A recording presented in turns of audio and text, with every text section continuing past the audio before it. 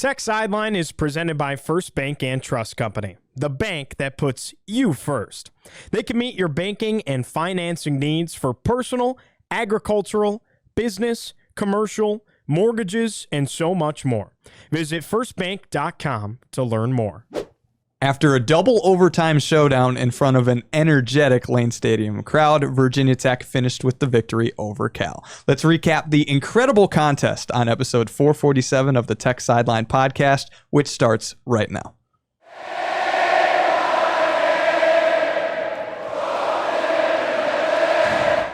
We're recording on Monday, October 27th, 2025 from the Tech Solutions Studio in the Virginia Tech Corporate Research Center. If you're watching the show on YouTube, make sure to like the video, subscribe to the channel, and refer the show to a friend. I'm your host, Riley Klaus. Today I'm joined to my left by lead analyst and columnist Chris Coleman. Across the way, our managing editor, David Cunningham. To my right, senior staff writer, Andy Bitter, and producing the show behind the scenes, as always, is Mr. Nick Brown. Now, we're here on set after Virginia Tech in 2 overtimes takes down Cal 42-34. And with this game, we have the opportunity to really go front to back because there was so much involved here. And so as we start to break down this game, let's start from the beginning where Virginia Tech was able to jump out to a 10-0 early lead in this game. You couldn't ask for a better start than that, could you? They go 3 and out on the first drive. It was a sack on the first play of the game, right? And like a 14-yard sack. Yeah, it wasn't just like a run-of-the-mill one. Exactly. So you put them behind the chains from the very beginning. You get the ball on their 47-yard line to start the game, and you score a touchdown in 4 plays. Yeah, terrible punt. And then you add on a field goal onto that, and you're up 10-0, and you're like, this is how it's going to go. And then it's 20-10 Cal, just like that, and you're like, oh boy. But that's a game that I don't think Virginia Tech would have won before Philip Montgomery. I mean, look at the things they overcame. They overcame a field goal off the upright, missed field goal off the upright, a blocked punt, an interception in the end zone, and the worst call I've ever seen in a football game on the roughing the passer. They overcame so many things in that game, some of which were their own doing, but I don't feel like that's not something they would have done under the previous regime. 1-score win. Yes. He's got 2 of them. Yep. 2 of them probably had, what, 1? Mm-hmm. Yeah, 1 in 12. In 3+ years. I mean, it was a fun game to cover. It was a fun game to attend. Like, I feel like this has been such a slog of a season, and so many people are just fed up with college football in general, but especially this team and this program. And how many people have you heard like, "I'm never donating again. Yeah, I'm out for now. Like maybe I'll come back next year," something like this. It's like this is why you stick around and you stick with the team, because moments like this happen, and I mean, they're just enjoyable, fun, like crazy. I mean, all the shirtless bros in the end zone and the student section. Like, this is fun. This is what college football is all about. That's kind of what I wrote about in the column. And a lot of people said like, "Oh, that was a great column" and stuff like that. I think they were just waiting for something positive to read about. I was waiting for something positive to write about. Yeah.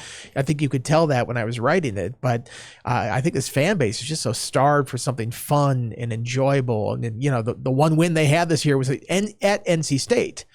So you get to enjoy that, but you get to enjoy it watching on TV most likely. Here, you get to enjoy it in person for a lot of people that were there. Maybe not as many who left at halftime. It kind of filtered out there. It was cold out. But I think as a fan base, just to collectively enjoy this, it's such a big deal because it's like, all right, it's like a drug. Like, I'm back. That's all it takes. Just one win like that, it brings you back for another couple weeks. We'll see how the results go here, if that beats them down a little bit more the way the season ends. But you get a win like that, it can really help. Yeah, I told somebody at the basketball exhibition on Saturday, I said, really glad to get that win because it was really looking like Virginia Tech might not win a home game this year, with the exception of Wofford, which doesn't really count. So that would have been a bad look in a year of bad looks. And the fan base definitely needed something. They deserve something to enjoy. To cheer about. Yeah, I mean, people still talk about that 2019 UNC game, that 6 overtime game. Now, that's UNC, and that was 6 overtimes, and it was a little bit more zany in the extra sessions here. But this game had a lot of those elements. Friday night, double overtime. Both teams have chances to win. You feel like you're going to lose, then you end up snatching victory from the jaws of defeat, and how this whole thing works out. I feel like this is one that you remember years from now when you're talking about it. Yeah, and I think it was very like a roller coaster of a game, up and down. Virginia Tech starts off really, really quick. I mean, Kyron Jones, I thought that was a great ball to Aiden Green. Goes up, makes a play, and like in the blink of an eye, Virginia Tech's up 7-0. Couldn't have asked for a better start. Cal punched right back, and it's like after the first 2 drives, you're sitting there going, Virginia Tech might run away with this thing. I was not thinking that. I've seen this team play. Well, Cal punted 3 and out on the first 2 possessions. It looked like this Virginia Tech team was going to really get after the quarterback and put Cal behind the chains, and Cal punches right back. Halftime, you're thinking, wow, Virginia Tech might get blown out here because it's 20-10 and Virginia Tech has had no answer. And I thought the way the Hokies flipped the script at their halftime, where they came out, they scored back-to-back drives, they scored 17 unanswered of their own, and then of course it was a chaotic fourth quarter and overtime, and Virginia Tech really weathered the storm. Like in a game like that, where there's so much going on, and there's a questionable call or two, and you throw a pick in the end zone. Your kicker, who's fantastic, doinks one off the right upright, and it looks like Cal's gonna walk it off at the very end and misses one of its own. I mean, it's one of those things where I think a lot of people in the stadium pulse is up and down and up and down and up and down, and it's one of those where if you're Virginia Tech, you just got to stick together and gut it out. And that's what the Hokies did. And I thought it was very impressive, very similar to, I think, the NC State win, where they were on the edge of the seat at the very end of the game and just made more plays when it mattered at the end. And so it was, in the end, a thrilling game. Philip Montgomery is now 7-2 as a head coach in overtime games, so was able to deliver when needed. But let's dive in further. You mentioned at halftime. What did you see when Cal was able to rip off 20 straight, and how do you think Virginia Tech was able to rebound in that second half after the comeback attempt? I think they just stayed calm at halftime. They didn't freak out and say, oh my gosh, we're down by 10. Let's start throwing the ball all over the field. They stuck to the game plan. If anything, they doubled down on it as the game went on. And I think, that's what eventually won them the football games, even with the mistakes. You go back and you look at the Kyron Drones touchdown run in overtime. There was a Cal defensive back who literally just moved to the side and got out of his way. It's a big dude coming at him. Right. I mean, it's like, come on now. You're a college football player. You're getting paid to throw your shoulder in there. Like that dude needs. If it was my player, he'd be benched after that. But I'm just using that as an example of when you've got Kyron Drones at 235. You've got Marcellus Hawkins at 219, and you've got a bowling ball, Terry and Stewart, 58 carries in a football game, and you just get worn out and you get tired of tackling big, strong dudes like that. And I think that's Virginia Tech's easiest path to victory. Not that that's an easy path to victory, but it's the easiest. And I think over the course of 4 quarters plus overtime, I think by the end of that game, I mean, you just look at some of the stats. That game never should have gone to overtime. 476 yards to 325, 6.3 yards per play to 4.9. I mean, the rushing yardage was just 357 to 39, 6.2 yards per carry to 1.4.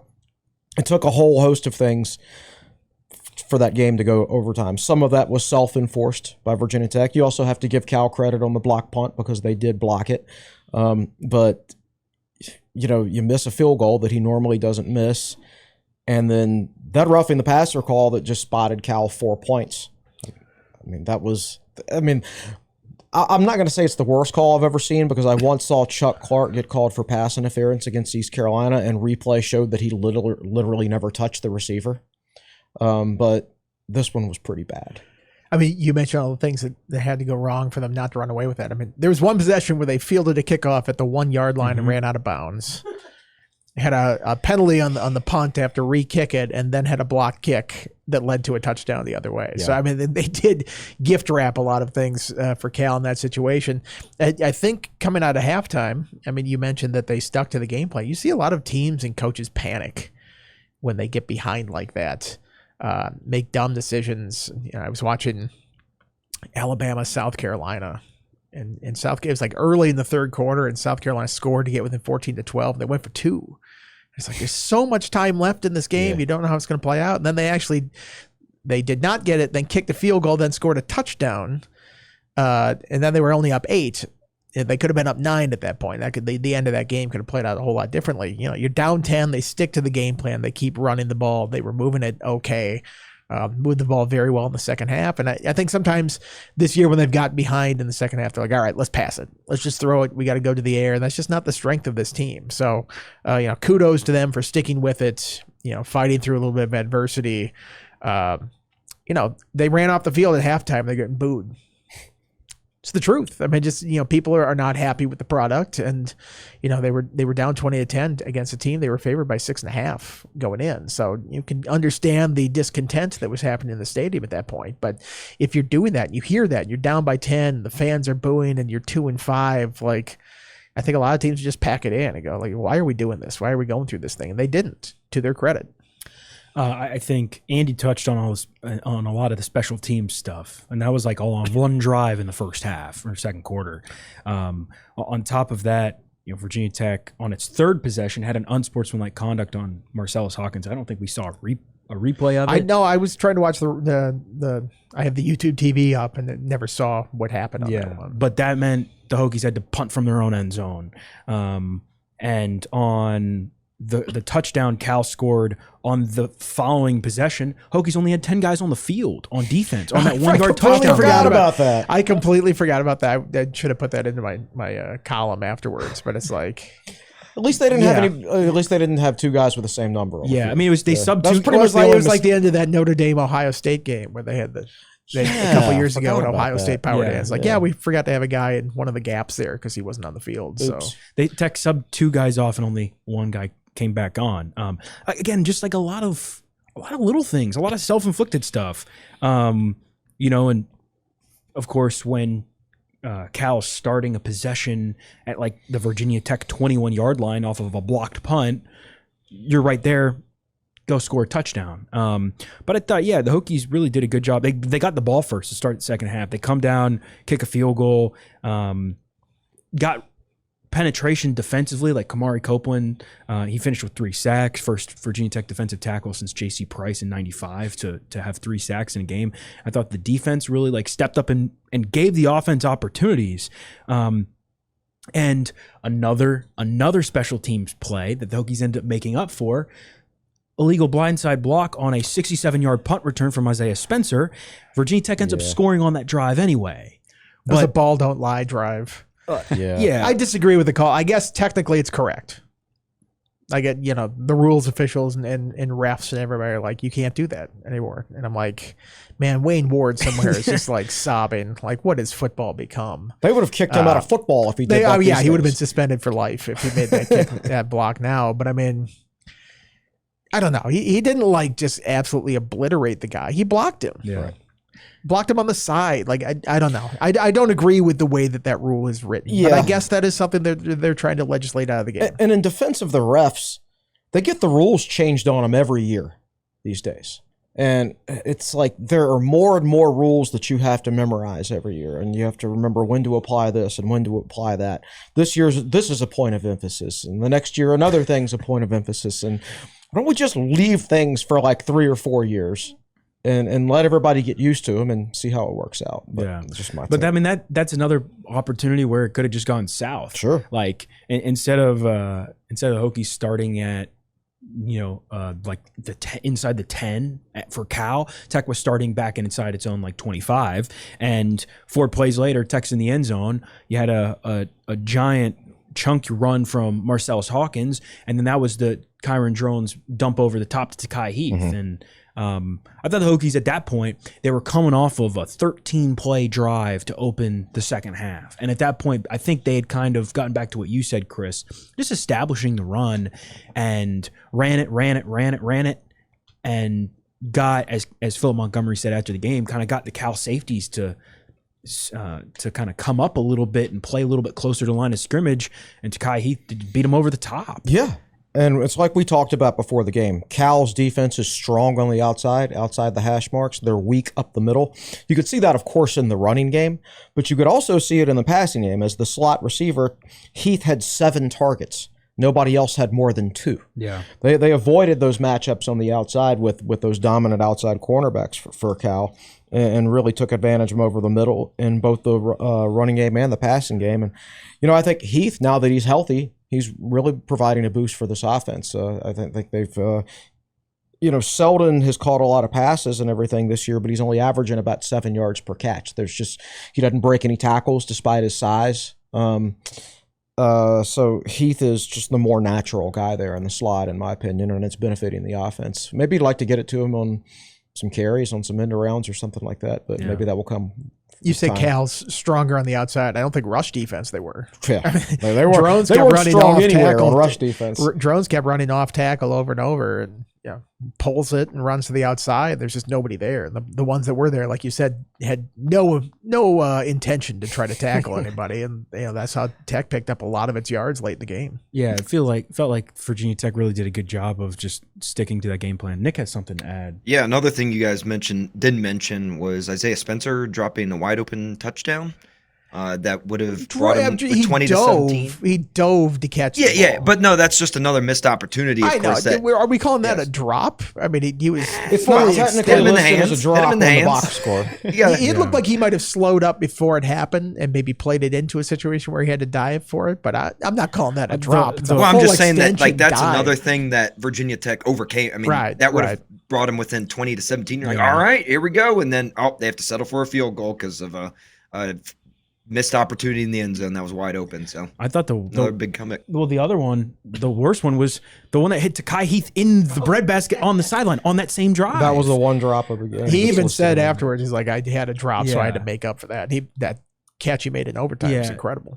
Riley, I think Virginia Tech didn't make a ton of mistakes in the second half. Like I think the biggest one was probably Kyron Drones throwing it to the end zone, and it was picked off. And that was like the South Carolina throw all over again. Yeah, and exactly. And I thought after that, biggest thing after that, Virginia Tech did not throw the ball again until double overtime.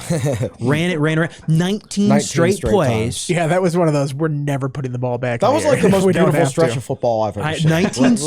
19 straight runs, and I put this in my story. It was like 170 something yards. Tech averaged like 7.9 yards per carry over those next 19 runs. Yeah, that's right.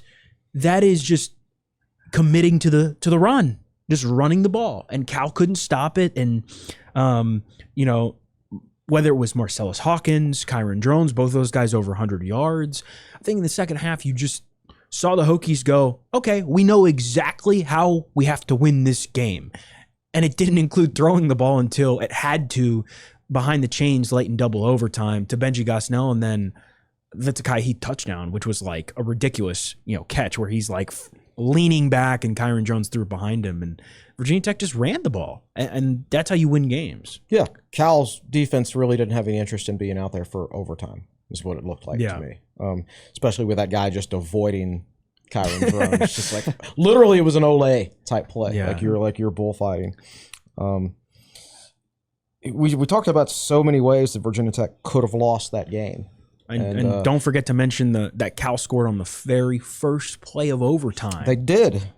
Mason Minnie. That's I don't know. It's just sometimes things can change on a dime, and I'm not sitting here saying that like Virginia Tech is going to win a lot of games down the stretch and go to a bowl or anything like that. This might have been their last win of the season. It's very possible, but it's amazing how they can start winning some of these close games. It was just a little change. Even with all the adversity they faced, much of which was self-inflicted in this game, they were still able to keep their heads and stay in it. It's amazing what just a coaching change can do sometimes. Well, to kind of combine some of the conversations there between what Takai Heath was able to bring in the receiving game and the rushing success, it felt like Virginia Tech maybe had a little bit more of explosive plays that could get them moving forward in this game. For sure. And that was evident in the running game and the passing game. Plenty of explosive plays in the running game. For only 18 passing attempts for 3 of your passes to go for touchdowns, that's a pretty darn high percentage. And 2 of them were pretty long touchdowns. 2, obviously, on the first drive to Aiden Green. And then later, what was it, 44 yards to Heath. Yeah. That's kind of like That's basically what the Tech offense was doing a couple of years ago at its peak, like in those games like against Syracuse and Boston College and teams like that. They were just running the ball down people's throats, and then, bam, there'd be a big play in the passing game. They weren't dinking and dunking their way down the field in the passing game. They weren't throwing it a lot. They had a higher percentage. You'd like to have a slightly higher percentage than 50%, of course. Maybe you go 11 of 18 instead of 9 of 18. But the big thing is you get chunk plays in the passing game. And if you're a run-heavy team, you're not going to have that many opportunities in the passing game just based on the numbers. So when you have the opportunities, you need to create chunk yardage. What's the old saying? Run to win and throw to score. And that's pretty much what Virginia Tech did in this game. Well, I mean, of course they had big plays. They had Marcellus Hawkins running the ball. And Nick, we need to turn it over to you here. This is your opportunity. For those who don't listen to buy, sell, he put the line at 7.5 yards per carry for Marcellus Hawkins, to which I said, "Are you on drugs?" Which I think was a common thought from people. I mean, 7.5, my goodness. And then we're sitting there watching throughout the entire game. Marcellus Hawkins, 21 carries, 167 yards, 8.0 yards per carry. Nick, I mean, crow about it. Keep doing those drugs, is a big Nick. win here.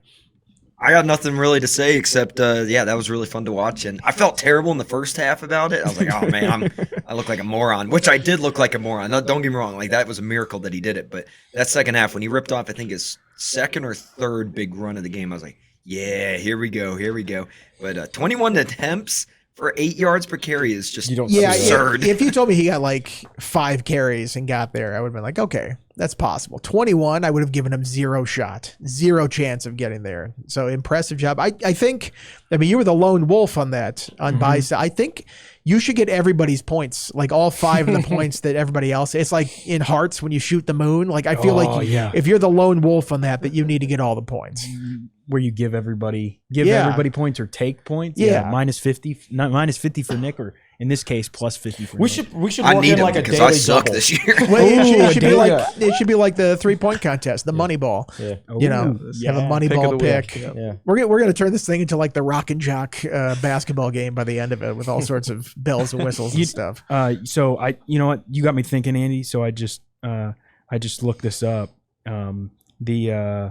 The last Virginia Tech player to average 8 yards per carry on at least 20 attempts, it was Kyron Drones in the Military Bowl against Tulane, which is ironic because that was the last time Virginia Tech had 2 guys rush for 100 yards in the same game, or 120 plus, and that was Drones Tootin. This was I Drones imagine Hawkins. Tootin would have got it against BC last year, but I don't think he got 20 carries, right? I think he was short. He did all that damage on like 17 or 18. Take him out. Yeah. Well, no, because he went for 40 yards every time he touched the ball. Yeah. It's like, okay, well, how many carries are you going to get when you run into the back of the end zone every time?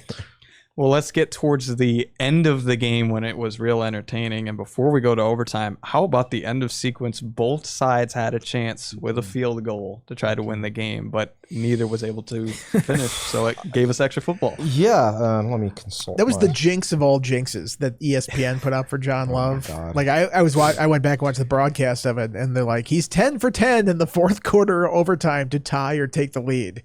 It's like, man, kiss of death for any kind of kicker to go out there. And it was what, a 45 yard attempt? I think so. And he had made a 46 and a 52. Yeah. It was 48. He missed from 48 with 112 left. Yeah. And it was 48. Okay. Yeah. And Callum also missed. And they had 48, right? and Tech had a false start penalty right before that, if I remember correctly, right? Because it was 3rd and 3, and it backed him up to 3rd and 8 after the false start. Right. So it's like, would 5 yards have made a difference on that kick? Considering it hit the upright, perhaps, probably. I think so. Yeah. So you don't expect it, but kickers are human, and you get in that situation, it's a tough spot to make a kick. The Packers missed 2 field goals last night, and I'm sitting there like, we're going to lose to Aaron Rodgers because he can't make field goals. Speaking of the announcer jinx, I was watching the Tottenham game yesterday, and Everton was the only team in the Premier League who had not conceded from a set piece. And they conceded too. As soon as the announcer said that, 5 seconds later, Tottenham scored on a set piece. And then got a second one. Yeah, so the announcer jinx was out there all weekend. Yeah, not necessarily a banner day for Virginia Tech special teams. No, I don't think they'll be going on Stu Holt's resume when he's out there looking for jobs. So yeah, but it felt like in the stadium, okay, John Love misses, and it's like, okay, Cal. I mean, Cal had at least 1 or 2 timeouts left, took it. I thought it was a pretty good 90-second drive for Cal, getting down there. He was running the ball a lot. I thought they could have thrown a little more to give themselves a better chance. The one time they did throw it on that last pass right before, they nearly got the gift that they were looking for with Jordan Bass hitting the guy across the center. They throw targeting. It's like, this game's over. I mean, you give him 15 yards in that situation. That's a chip shot field goal. Thankfully they reviewed it and it wasn't targeted. I mean, you look at it, he hit shoulder to shoulder first, and we'll talk about the other targeting in overtime, I bet, but the 2 targeting calls that got overturned.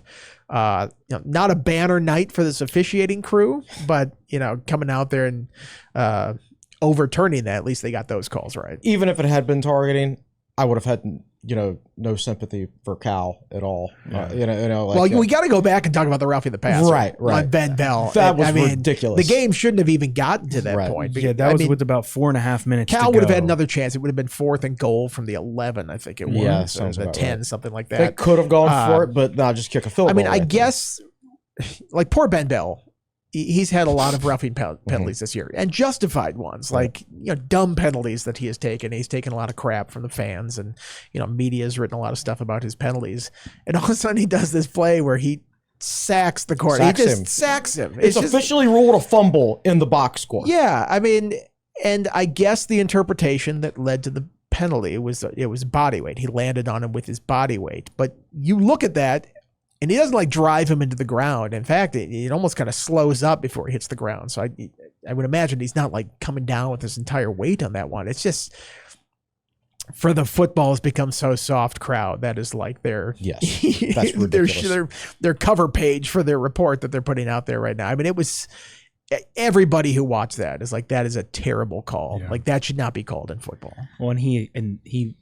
It wasn't like he was throwing it. He lost the ball. He literally still had the ball in his hand. Yeah, and he sort of jumped when he was doing it too. It's just a weird call. And it would have been from 13, and instead it's Cal's got the ball at the 2-yard line. I think it said 13. I think it was actually the 10 or 11. I went back and watched it. I know the stats say 13, but 4th and 10, you still need 10 yards, and they could have gotten it. But that's a tough shot, and that could have been the end of the game right there. But that's just.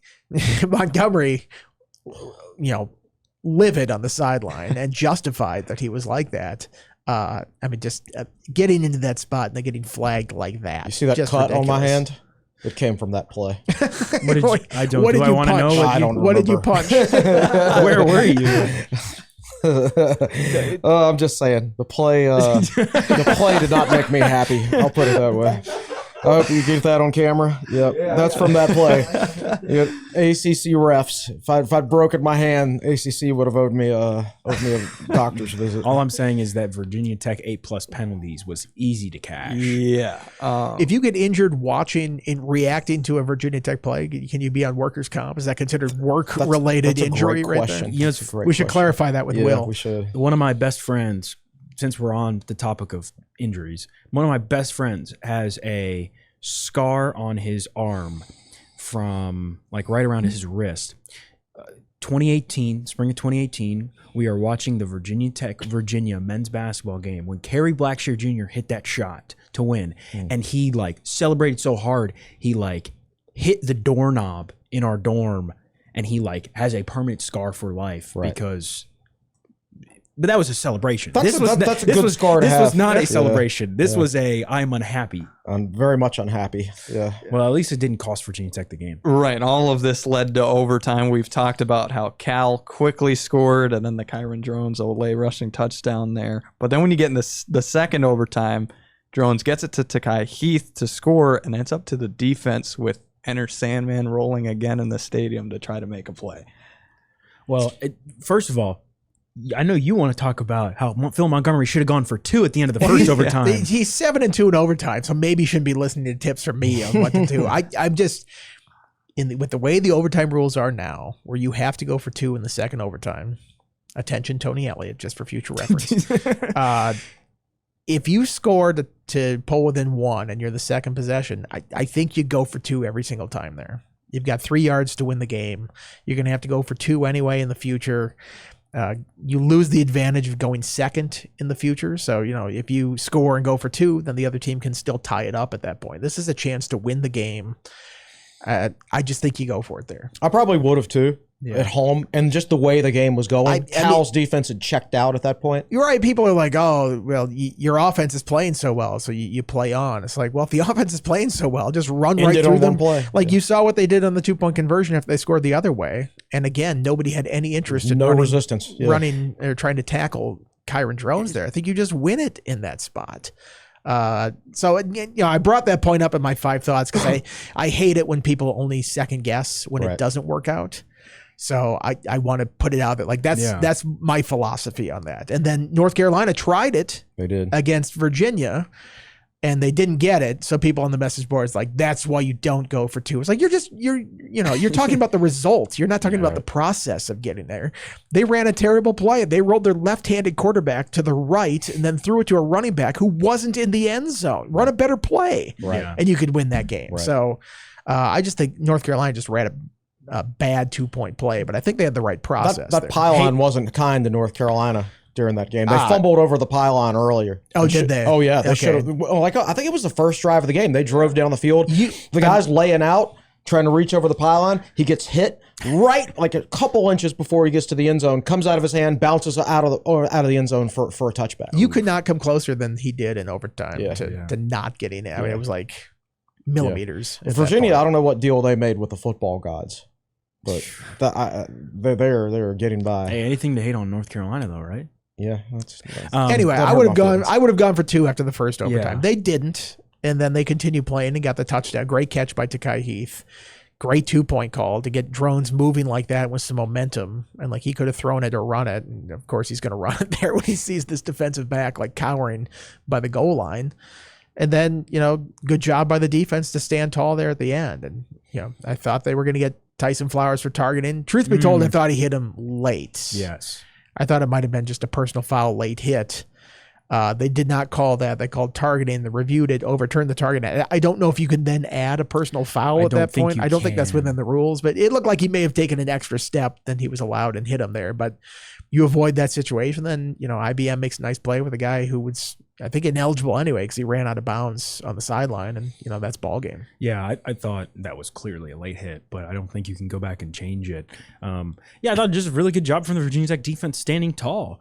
I agree with Andy that I think Andy and David Teal and I all kind of looked at each other in the press box in unison, you got to go for 2 here, right? And 2-5 interim coach. Yeah, and go for the glory, man. Yeah, come on now. Yeah, and Tech didn't. And this came after all Tech. It only took Tech 2 plays to get into the end zone, just running with Kyron Drones. But I thought the pass to Takai Heath on that touchdown and the play he made. We were talking about 2 touchdowns from this guy who Andy wrote a feature on him back in early September about how it's he's finally going to come on, and then he was injured. He got injured literally 2 seconds after the interview. No question. It was that practice where he got injured. Well, this is a guy who got injured, broke his hand on the very first play of his career. Correct. Yeah, hand or wrist, something like that. This is, I think, really cool that he's finally making plays, and he had a touchdown or 2 earlier in the season. It's he came up big for the Hokies in this one, and that catch. In one of our articles from this weekend, I included a photo that Ivan took, and it's Takai Heath's touchdown catch, and he's leaning back, and it was not a great throw, but Heath made a great grab, and then that's just the defense, I think, standing up, and Cal didn't budge an inch. Cal didn't gain a yard, and if they could have gained 6 yards, then it would have been Virginia Tech's first red zone stop where the opponent had no points. I think opponents are 32 for 32 this year. Yes. So yeah, I and they were playing Enter Sandman, and the shirtless boys were going crazy, and it was just that was a good way to end the game.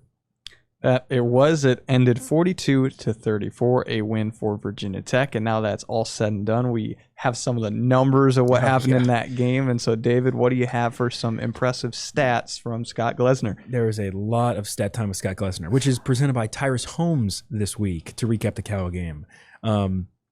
We can start. Andy just mentioned the red zone scoring, and we can start on that. That's the second note on this list. Virginia Tech has still not stopped an opponent from scoring in the red zone this season. Opponents are 32 for 32 with 23 touchdowns and 9 field goals. There are only 2 other FBS teams who have allowed a 100% conversion rate in the red zone this year. It's Oregon and Rice, but on far fewer attempts. We're talking just 13 for Oregon as opposed to 32 for the Hokies and 18 for Rice. I'm going to check these off as we go. The 15 points Virginia Tech scored in overtime, the second most points Tech has ever scored in overtime period. The most was 19 against Duke in the 45-43 quadruple overtime loss in 2015. Wow. I would have thought it was the 6 overtime game. For context, I guess that got down to the 2-point. The Hokies shootout. only scored 12 points in that 6 overtime when they posted a 0 in the 3rd, 4th, and 5th overtime period. That's a lot of stops for overtime. Well, it was like 2 or 3 missed field goals. They missed field goals in the first overtime. Yeah. Then both scored touchdowns because Hazleton caught the one. Mm-hmm. It was like the 4th down pass, I think, from Quincy Patterson. Yeah. And then they each missed field goals in the third. Nobody could score on the 2-point conversions. Still, they're like, what if we just give it to our 250-pound quarterback and have him ram it? I mean, common theme for Virginia Tech in these overtime games. How about that? Give it to your big quarterback and let him run the ball. The Hokies have also only forced 5 turnovers through 8 games. In fact, they've only forced 1 turnover in the last 4 games, which was the Isaiah Brown Murray interception of Wake Forest Robbie Ashford that he returned to the 4-yard line. The last time the Hokies only had 1 turnover in 4 games was the 2022 stretch against North Carolina, Pitt, Miami, and NC State. JKS, positive touchdown to interception. Overtime. Overtime. Should have gone to overtime. Overtime strike. Ridiculous. Overtime strike on that one. That buy or sell, by the way, since I wrote them all down, it was just Chris and Nick that sold it. So stupid overtime. Had they not gone to overtime, again, I blame the ACC officials. Before Friday night, Virginia Tech had lost its last 18 games when allowing its opponent to score 34 plus. The last win came during the COVID season in 2020 when the Hokies won 42-35 at Louisville.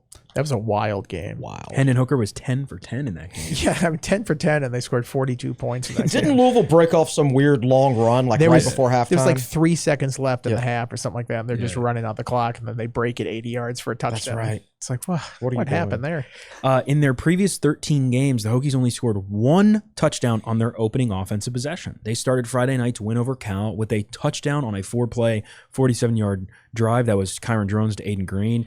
It was their first opening scoring drive since the Boston College game last year, which of course was that makes sense. That game that Bashal Tutin won. And this is not on here, but I just want to note that Virginia Tech was 0 of 13 on third downs after being 0 of 8 against Georgia Tech and 0 for 2 or 3 of its last ones against Wake Forest the week before, and started like 0 for 2 in this game. Tech had not converted a third down since the Wake Forest game.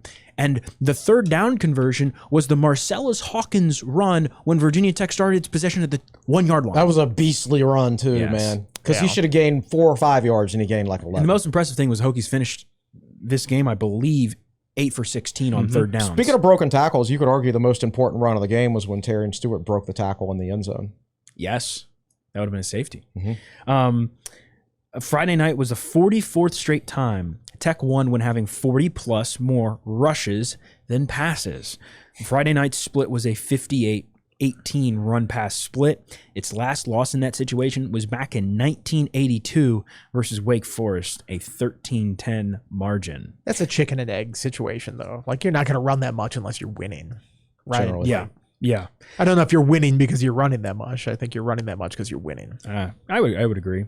The Hokies have committed 10-plus penalties in back-to-back games for the first time since 2015. That season, they had 11 penalties in 3 consecutive games against Furman, Purdue, and East Carolina. That was the second, third, and fourth games of that season. That buy-sell was dead in the first quarter. Yeah. Like they got like 3 real quick. That's And every time they get one, David turns to me and he's just like, 3. That's 4. And I was like, I know it's going to be wrong. It's going to be wrong. And then it wasn't wrong until the very end. I think it was the Ben Bell penalty. That was the 8th. That was the 8th one. Now, Tech did end up having a... They got a false start later. Yes, Tech had a false start. The Altuner false start leading up to the John Love field would they've goal. even gotten to that point if That's Bell true. didn't get the flag? That's true. They could have just We never run would out the have clock known. at that Again, point. I refs. blame the ACC refs. officiating. Yeah. All right, our final stat time with Scott Glessner, stat presented by Tyrus Holmes. Since 1985, this was only the 3rd time Tech averaged over 7 points per red zone trip. It had 22 points on 3 trips to the red zone versus Cal, good for 7.33 points per visit. The other 2 instances were last year's 26-23 loss to Rutgers, which was 16 points over 2 trips. Tech scored 2 touchdowns and got 2 2-point conversions, which ironically I went back and looked. Both of them were to the Gosnell brothers, 1-1, one to the other. And the 22-19 win over North Carolina in 2018 on the road, 15 points in 2 trips. The Ryan Willis heroics. Yes, on to Dalton 4th and Keene. long. Yeah. So that's your stat time with Scott Glessner this week. A lot of positive ones, considering the win. Plenty of great information from all of that. We're going to talk a little bit of what's next, as well as there was a men's basketball exhibition this past weekend. But first, a message from one of our sponsors at Tech Sideline. This Tech Sideline video comes to you from the Tech Solutions studio. Tech Solutions, located in Arlington, Virginia, provides specialized CETA engineering and financial advisory services to the Department of Defense and Intelligence community. Based on the philosophy of only hiring the best of the best, we pride ourselves on being customer and mission focused. A Washington Post top workplace winner in 2024 and 2025, we're always looking for talented and motivated individuals to join our team. Visit techsolutionsva.com/careers to learn more. That is techsolutionsva.com/careers. All right, now we talked about this as a big win for Virginia Tech, but perhaps one of the most viral components, if you will, of this game was the student section. A whole section going shirtless for this game, which has actually been a trend amongst other teams in college football as well. That sparked here. Yeah, it started small early in the second half, and I tweeted, it's like that's the universal sign for a program in distress. It's like Oklahoma State did it a couple weeks ago, Wisconsin did it, UCLA has done it, and then Virginia Tech did it, and then Oregon did it this week. It's like, get out of here. They were up 21-0 against record and all this Wisconsin. other nonsense. We don't want you doing this, but the team rallied after they started doing that. And this group just kept growing and growing. And man, it was cold out. Really cold out. You do that at UCLA, it's like, well, you're just getting a tan at that point. You do it at Virginia Tech on a night game on a Friday night. We have to go over to Merriman after the game to do the interview. So we have to go outside from the press box and walk over there. And I checked my phone. It was 37 degrees. It was 49 at kickoff. Yeah. So second half, it was 37 degrees once we got out there. So that you have to be committed to that thing. And I called them idiots in my column, and people were like, those aren't idiots. Those are it was an endearing idiots. The 2004 Red Sox were the idiots, right? They were they were so far beyond insulting, right? They didn't care that they were down 3-0 in the ALCS. They didn't care about the curse, and that's how they overcame the whole thing. So I call these guys idiots in an endearing way, because you have to be some level of idiotic to go out in 30-degree weather and be shirtless for 2+ hours. That's the other thing. Wouldn't be me. They probably thought we'll do this for a little bit. The game will be over, and then we'll leave. And then all of a sudden they start coming back. It's I have 2.5 hours where I got to be out here in this freezing cold weather and shirtless. So I kudos to their dedication to doing it. The funniest thing was it started with probably a group of 10, 15, maybe 20 people, and it just grew to half of the north end zone stands. Would you, if you were at the game, would you have taken your shirt on and go over there? Absolutely not. And I would like to go over there and see how many airplane bottles were on the bleachers after that. some liquid coats that they were wearing at that point. I would think so. Yeah, that is, as you put it, that is college football at its finest. And like just seeing the trend over like multiple games this weekend is just like, this is why we love this sport. It's just guys being dudes out there, you know. You're out there bare-chested bros, and the comeback happens. So I think that means they have to do it against Miami or Louisville next time they're at home. We'll see how cold that game is. I think the high is 53. Oof. Okay, we'll see what if Miami's a night game. That's a little bit later in November, what the weather might be like that. Yeah. Well, I mean, even second half for Louisville, you're getting, it'll be past 5 o'clock. It'll be pretty chilly. Yeah, it'll be, yeah. Yeah, so as you guys mentioned, will be Louisville, who they host next on Saturday, a ranked Cardinals team coming to town. But with the big picture of the fan base, do you think it's at all encouraging if, let's say, you're a coach looking to potentially come here, seeing the whole crowd be engaged in a game here on a Friday night where the team was 2-5, but to get good attendance and clearly the audience was engaged? I mean, I don't know about that, Riley. There's 53,000 people attendance. Right, it's pretty small for Virginia Tech. Honestly, but that's probably the worst attended game since the '90s. Yeah, but I think that they're 2-5, and that was a crowd right on a Friday night, which is a tough game for people to get to sometimes. I think that's impressive. I don't know if any coach is sitting out there going, man, they get it, they care. I think they're looking at, what kind of resources will I have? Right. Can I win there? Am I going to be supported? Who's my athletic director going to be? That might be something Virginia Tech should answer with some clarity at some point. I think there are other overriding things. How much can I pay my staff to come there? So I think that's the stuff they look at. I think this is nice to have a fan base that supports it. And I think if you're comparing between like UCLA and Virginia Tech, it's night and day. Yeah, how much support the program gets. So if I'm looking at it from that regard, sure, I'd rather be at a place like Virginia Tech, but in terms of job security and potential for success, I think there are other things that I would look at first. And to keep it with this season, as mentioned, they're going to host Louisville, but now they go into a tough stretch here over the next month or so that they're going to have to try to overcome some battles. It's brutal. I mean, you got a really good Louisville team coming in, very well coached. A Florida State team that up and down, it's Florida State. But Miami and Virginia, I mean, they're both the real deal, both ranked. Miami's number 10, Virginia 15, Louisville 16. And Virginia Tech has never had a November where it's faced 3 top 20 teams. That's right. They've had 3 top 25 in 1996. That team was a bit they more. Won all of them. That team was a bit more equipped to handle that kind of schedule. Run. I will say that, I mean, Louisville did not play well last week. Sort of a hangover game, I think, after the Miami one. Miami, I think, is legit. Look at how they've played. Hopefully, Miami does not wear those ugly ass uniforms that they wore the other night. Those are those are horrible. Like, what are we doing? That's awful. Florida State, I think, is a winnable game. I'm not breaking news there. Florida State has not played well. I am less bullish on Virginia than I was 3 weeks ago.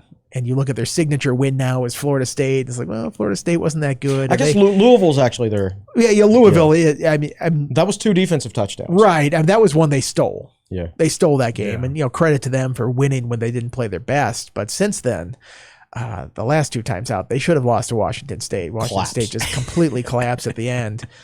They probably should have lost to UNC. I don't think, the guy fumbled over the pylon. Right. I mean, and then the game went to overtime. Is Chandler Morris hurt? I think, you look at it, the way he's played the last couple of weeks might be the case right now. I just think they have not played as well as I thought they would have based on how they were earlier in the season. And perhaps a chance to get exposed these next couple of weeks. Have to go to Cal this week, play Wake Forest, which... Man, I underestimate Wake Forest? I picked them dead last in the preseason. I was so wrong on that. Imagine if that call had been made. Against Georgia Tech. Right. Oh my God. My goodness. And then they play at Duke after that. And I know they've played Duke well historically, especially lately. But Duke is a legit team. So, before they play Virginia Tech, I think they're going to have to prove a lot. These next 3 games could say a lot about them. Wake had 5 turnovers and still beat SMU 13-12. That's just incredible. Yeah. That line was fishy to me. What was it? It was 4.5. SMU by 4.5. And I'm like, SMU is like, hadn't lost in the regular season since coming to the ACC, and Wake Forest has kind of struggled a little bit. And like in our pick'em, I think a lot of people locked SMU. I thought about that, and I'm like, I'm not going to lock them because this line is fishy to me. I still picked SMU and lost because of that, but I didn't lose the lock. That was the key. Yeah, that was me. Thanks. I think, this is like, you looking at that schedule up there, like, I don't know. I think, yes, UVA looks really good, but it's one of those things where I've seen crazy things happen in that Virginia Tech-Virginia game in Charlottesville in recent years.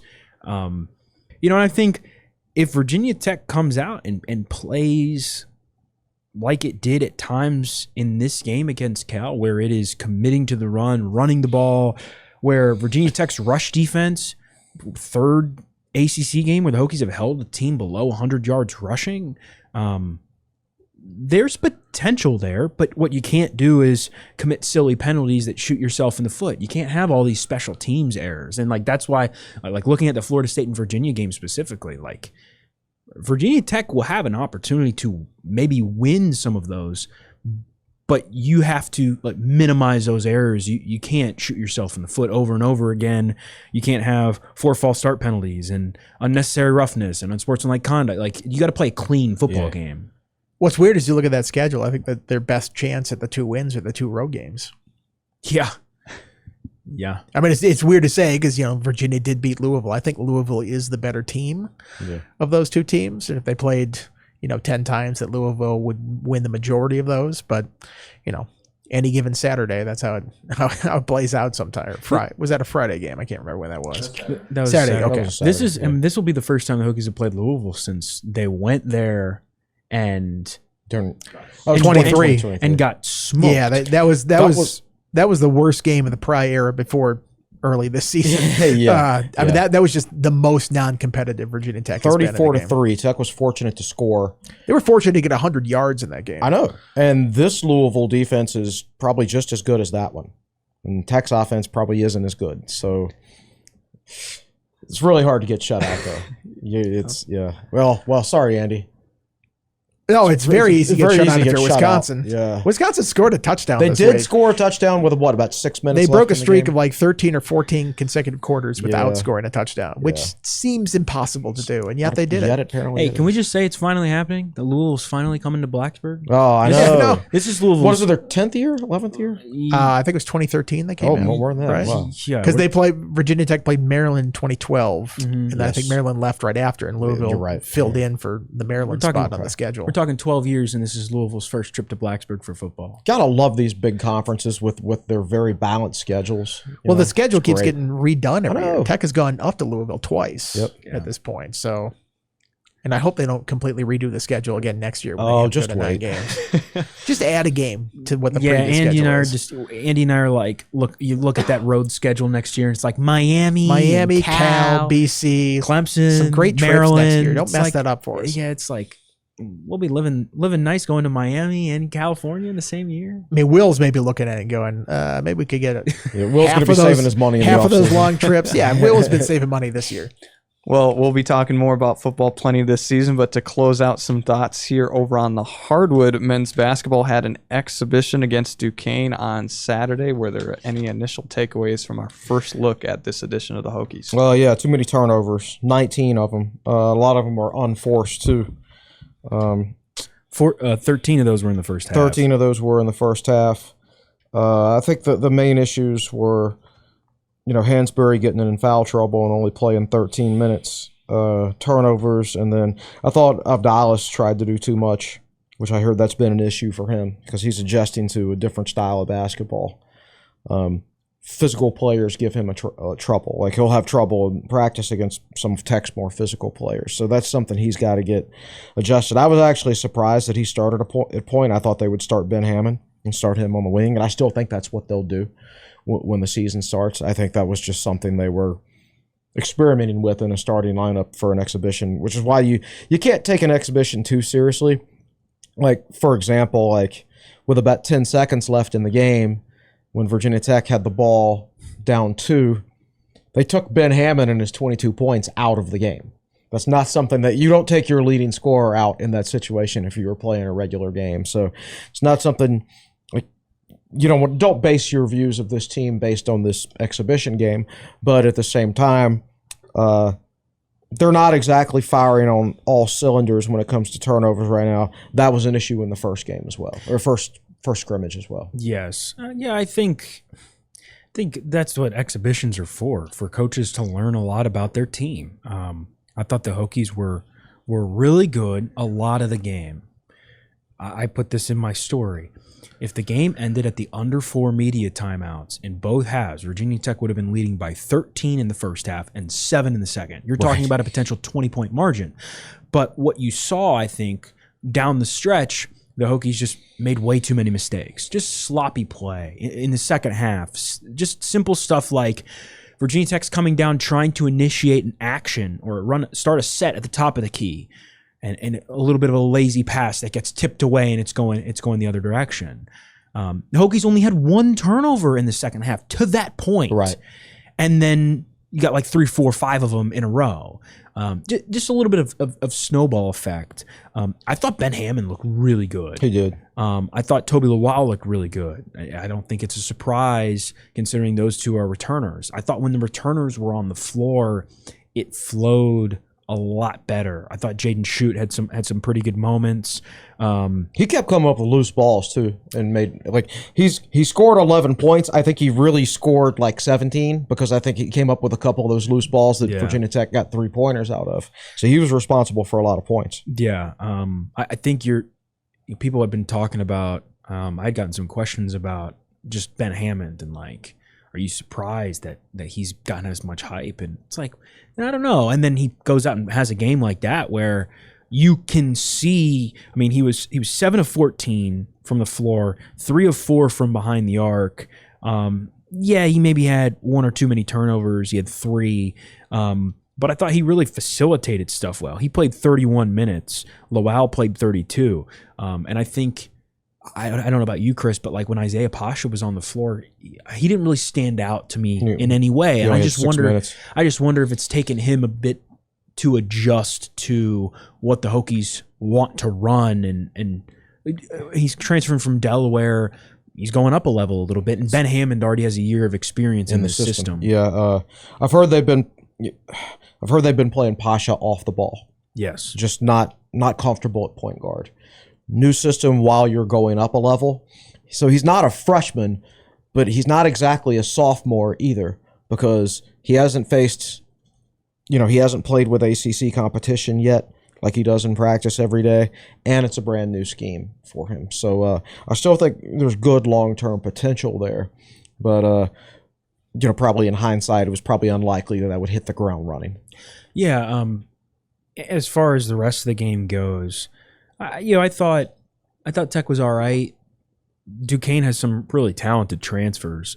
Terrence Ginyard and Jimmy Williams both had 21. Hughley. Well, yeah. So let's talk about John Hughley for a second. So Hughley, he played 3 years at Pitt. Honorable mention one. All ACC. Yeah, I mean, this was a really good player, and then he went around to like Oklahoma and Xavier, and now he's back in Pittsburgh at Duquesne. And he got ejected. He had 2 technicals. The first one was him and Amani Hansberry, former West Virginia transfer, which is just, I find that funny. Pitt, West Virginia transfers going at it.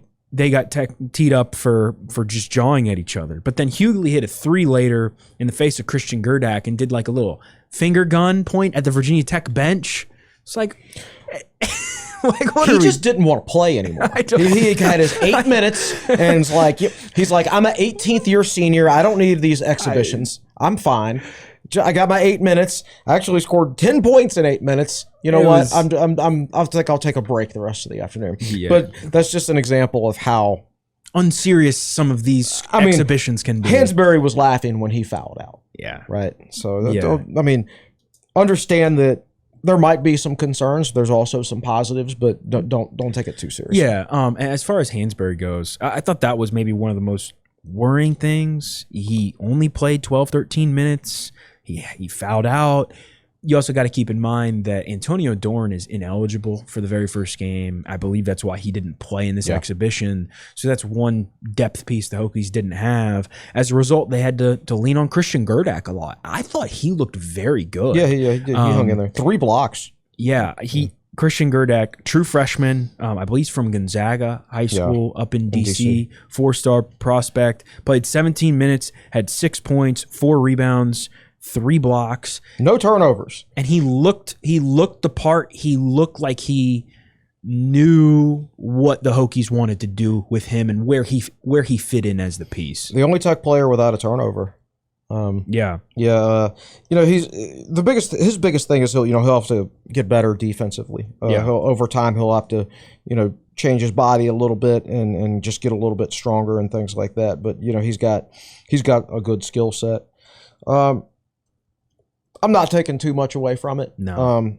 I don't get mad when the Braves don't win the Grapefruit League, but I'm not saying there's not any concerns here. There might be. We just won't know until the real game starts. Yeah, I mean, we're talking on Monday. A week from today will be the season opener, and I think we'll get a really good sense. Charleston Southern, we'll get a good sense of them in a real game. I think a lot of exhibitions is experimentation. Mike Young's messing around with different lineups and trying different things, and that's what these opportunities are for. Same thing goes for like Megan Duffy and the women's team. Teams lose exhibitions. One of Kenny Brooks' last 2 teams lost to Richmond, and then was one of the best teams in school history. Right. So stuff just happens. But I thought my biggest thing is there were a bunch of turnovers, but unlike last year's team that felt like all they would do is turn the ball over because that was just who they were. Feels like this year's team, it's a lot of just guys making simple, fixable mistakes that it's like they just are still a little bit of unsure of what Mike Young wants. And a little bit of when you're questioning, I don't want to say questioning what you're doing in the middle of the game, but when you're not 100% confident that this is what we're running, this is what we're supposed to be doing, you maybe don't put as much effort on a pass and it gets tipped away and simple things like that. Whereas last year's team was probably a little bit more physically overwhelmed. Yes. This is mostly mental stuff. Yeah. Where their turnovers, they're not very good. This felt like you're just giving the ball away, silly stuff, like throwing it up the court when it's like you just take a time and walk it up. That's one fewer turnover. Yeah. So, I'm excited. We got basketball season's almost here, a week away, and I know Chris and I it's going to be a nice change of pace, hopefully, from football. Football season, coaching search, basketball season, all at once. So basically, we're going to have a lot of content for you here at Tech Sideline, which we will have. And before we get out of here, is there anything this week on techsideline.com that's of note? With a Saturday game, back to a normal week of content. I'll do a coaching profile probably tomorrow. We'll have our game preview on Thursday. Who'd you profile this last week? Who did I profile last week? I don't remember who I... Oh, Manny Diaz was last week. I'll probably do Franklin. How'd that turn out? I mean, pretty good. I think it's really interesting. Like his career winning percentage in the ACC is really good. It's like 65%. He's the only candidate where there's a direct comparison. Like you can preview all these other guys and say, here's how James Franklin did in the Big Ten, or here's how Alex Golish has done in whatever league they're in. But you don't know how any of that translates to the ACC.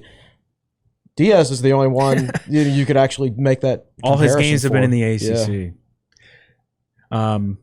We'll have some basketball stuff. Megan Duffy's speaking to the media tomorrow after the football press conference. And she's coming on the podcast too. So we're going to have some unique podcasts this week. We'll have Talking with Teal, of course, on Wednesday. I don't want to steal your thunder necessarily, Nick. Okay, Nick's telling me to keep going. Talking with Teal later this week. Megan Duffy, potentially another podcast guest. Nick had Bo Bassett on the podcast with him and Cody Wagner, Virginia Tech's wrestling commit, who's the #1 prospect in the 2026 class. I believe it's live now, so go check it out. Got lots and lots of content, and I'm excited to keep up with Chris's coaching profiles. I think they're turning out really well, and maybe you should profile Brian Kelly. Available all of a sudden. Oh, he's such a nice person. Really hate it when that happens to him. Yeah, I don't know what I'll have this week. And football, we're kind of at the mercy of who they bring to interviews. They keep bringing the same people. They won't bring us any of the freshmen yet, which is kind of what I want to write about. So we'll see what emerges from that. Might do a mailbag again. That's just a good way to just sort of talk about the coaching search at large, and everyone's like, where are they with the coaching search? Like, I still don't think it's like super serious at this point. Like, it's still. They fired the prize so early that I think everybody wants to answer what's it going to be. It's like, well, once you hit November, mid-November, I think it's like very serious because everybody knows the openings. If you're James Franklin right now, are you rushing into it? Where, if you agreed to a job last week and now LSU is open, you agreed to the LSU job. What if Texas comes open? Mm-hmm. So I think some of these dominoes have to fall before things start to fall into place here. I love how every week we're going to sit down with Teal again. Like last week, it was like Billy Napier's gone, and like it's like now it's Brian Kelly's gone. It's like who's going to be the next coach that's gone when we sit down with Teal? The temperature is always different with Shane Beamer every single week. It's a weird situation. Like the more he loses, the more maybe he becomes available, but the more the Tech fans are like, well, he's a losing coach, so why would you want him? But the more he wins, the more you would want him, but then the more he would stay at South Carolina. So it's such an odd situation there. Still a whole lot going on with the coaching search. Nick, is there anything David didn't touch on? We have a whole lot of content that's coming out. Not that I know of. I highly recommend going and watching the Bo Bassett interview. He was unbelievable, and I'm, one for exaggerating greatly, but this one I'm not. He has the chance of being a Mount Rushmore athlete at Virginia Tech. Everybody puts up Mekhi Lewis and Caleb Henson as a top 5 or top 10 athlete in Virginia Tech school history. Bo Bassett is a dude and one of the most recognized and one of the most I don't know how to say, accomplished high school wrestlers of all time. And so he has the chance of winning multiple national championships. And he was not saying it lightly when he says he wants to win team trophies at Virginia Tech. And he's not talking about just ACCs. Well, I highly suggest you go give that a watch if you haven't already. But thank you for watching this one, episode 447 of the Tech Sideline podcast. Make sure to like the video, subscribe to the channel, and refer the show to a friend. For Chris Coleman, David Cunningham, Andy Bitter, and Nick Brown behind the scenes, I'm Riley Klaus saying so long for now.